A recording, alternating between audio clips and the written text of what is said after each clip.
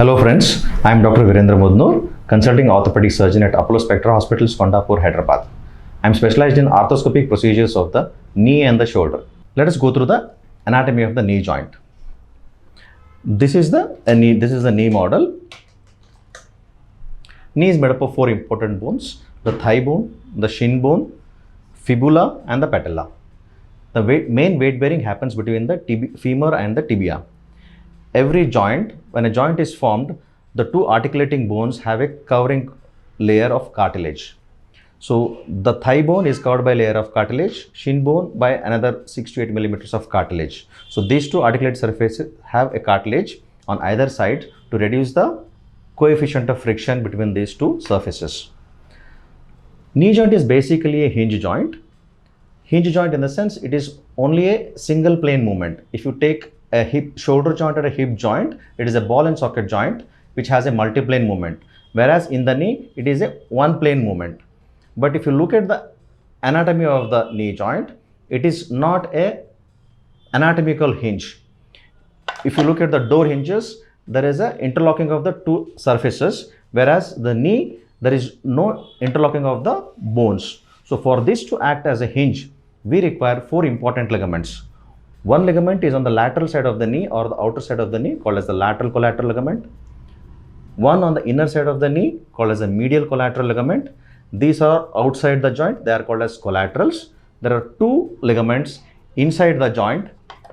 If you look at this model, one runs from the front of the shin bone towards the back of the thigh bone. It is called as the anterior cruciate. Another runs from the back of the shin bone towards the front of the thigh bone. That is called as the posterior cruciate ligament. So basically, the stability of the knee joint is there only if these four ligaments are intact. If you look at, if I try to do a slight varus force, this ligament will prevent. A valgus force, this ligament will prevent. If I try to pull the shin bone front, the anterior cruciate will prevent. If I try to push it behind, the posterior cruciate will prevent. So the only possible movement is in this plane. ACL is a very common injury among the sports persons, among the road traffic accidents. Even in people who have a low velocity injuries, we can have an ACL injury. Why ACL injuries is very common among the young people now is because of lack of good muscular strength among the population now. A lot of people are not indulging themselves in any kind of exercise. The muscle tone is very weak. They usually lose balance, even trivial activities, and tend to develop ligament injuries. Posterior cruciate ligament injuries of the knee joint. Posterior cruciate is a very strong ligament of the knee joint which contributes for the anterior posterior knee stability and about nearly 30 to 40% of medial and lateral stability of the knee joint. If you look at the joint, this is the posterior cruciate ligament. It runs from the posterior aspect of the shin bone towards the front of the thigh bone.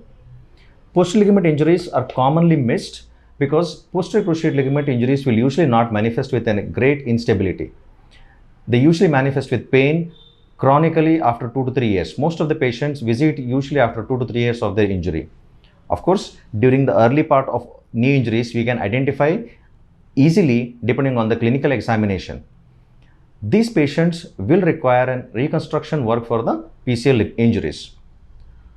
PCL reconstruction is also done arthroscopically, where we do a keyhole surgery of the knee joint, wherein two portals are made on either side of the patellar ligament just below the kneecap, and we harvest the graft. It could be either the hamstrings or the quadriceps or the peroneus tendons.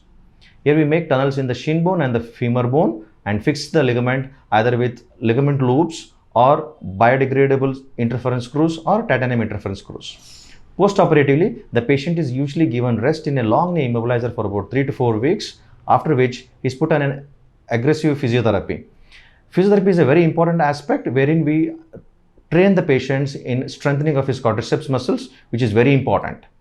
PCL and quadriceps act together in preventing the posterior translation of the shin bone. So strengthening of your quadriceps becomes a very important aspect of your physiotherapy. Usually this would go for about 4 to 6 weeks. The patient is made to walk by the end of 3rd to 4th week.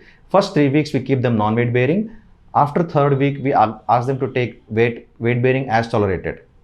By the end of 4 to 6 weeks, he usually attains the complete range of motion and then is put for a gym program for aggressive strengthening exercises. The patient can get back to his regular activities by the end of 6 to 8 weeks. He can go for driving, running, jogging by the end of 4 to 6 months.